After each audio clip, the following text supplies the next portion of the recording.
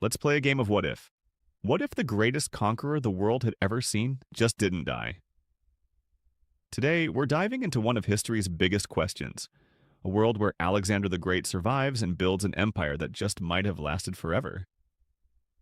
You know, it's crazy to think about, but everything really does hinge on this one single moment.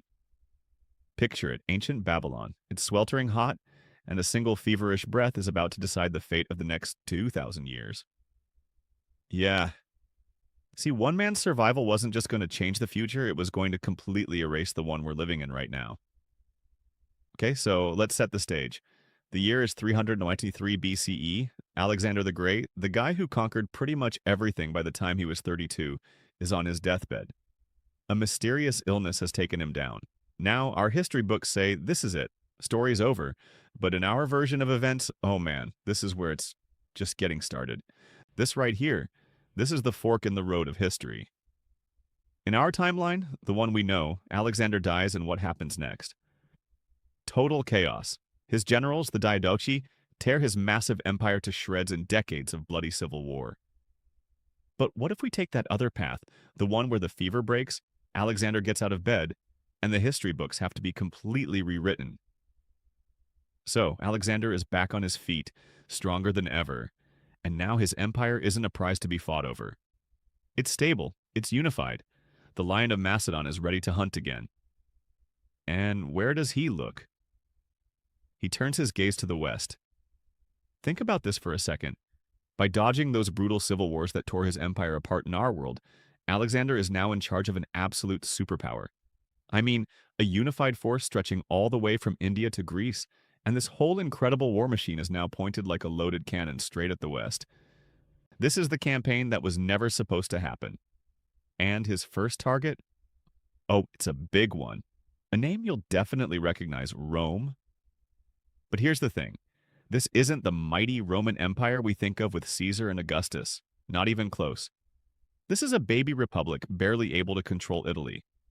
They had absolutely no idea the kind of historical hurricane that was about to hit them. And the outcome? It's not even a contest. It's swift. It's brutal. The Roman legions just can't stand up to a military genius like Alexander, especially not when he's got the Macedonian phalanx, that terrifying wall of 18-foot spears. Rome gets completely steamrolled. Its whole destiny, everything it was supposed to become, snuffed out before it even got started. Okay, so Rome's taken care of. What's next? Alexander just pivots to the other big player in the neighborhood, Carthage. And Carthage, you know, this great seafaring empire, they're smart. They see what just happened to Rome, they read the room, and they bend the knee. Just like that, they become another piece of his massive growing empire. So, with both Rome and Carthage out of the picture, the new reality is, well, it's crystal clear. The whole Mediterranean Sea? It's basically just a Macedonian lake now. Alexander has done it. He has total, absolute control of the entire Western world as they knew it. But see, here's the thing about Alexander.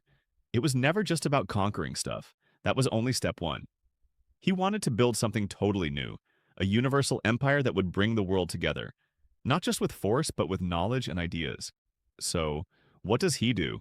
He creates this incredible new way of running things, taking the best of both worlds. He mashes up the deep philosophical thinking of the Greeks with the super-efficient, time-tested bureaucracy of the Persians. And this hybrid system? It becomes the engine that runs his new global empire. And the empire that comes out of this is wow, it's like nothing anyone's ever seen. It spans 3 continents. The global language isn't Latin, it's Greek. The famous Library of Alexandria? That's not the only one anymore, it's just one part of a whole global network of libraries. And this just unleashes this crazy unchecked flood of ideas, mixing Eastern math with Western logic, Babylonian astronomy with Greek philosophy.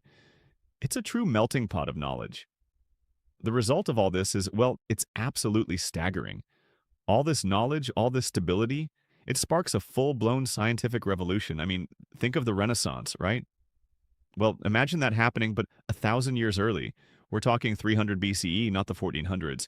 The entire world basically leapfrogs a millennium into the future. But there's always a but, isn't there? Creating this amazing new world comes with a huge, huge price tag because it's built right on top of the grave of a world that now can never be. And that's the real legacy of Alexander's survival. It's not the maps he redrew or the cities he built. It's the future he wiped off the board. It's our future. Let's just look at the scorecard for a second. In our world, you've got the Roman Empire. In his, it's the Macedonian Empire. Our world's global language was Latin. His is Greek.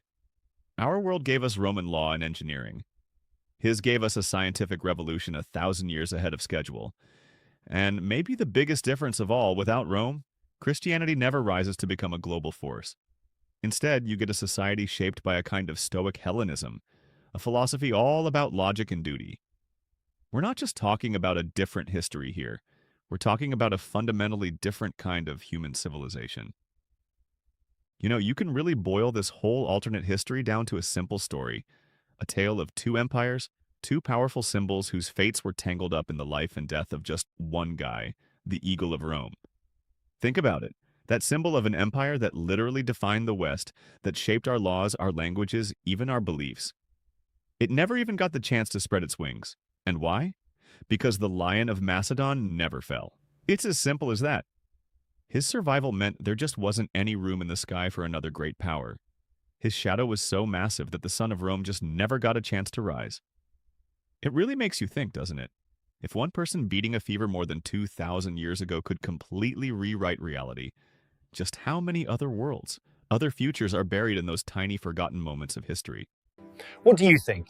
Would an Alexandrian world be better or just different? Let us know in the comments.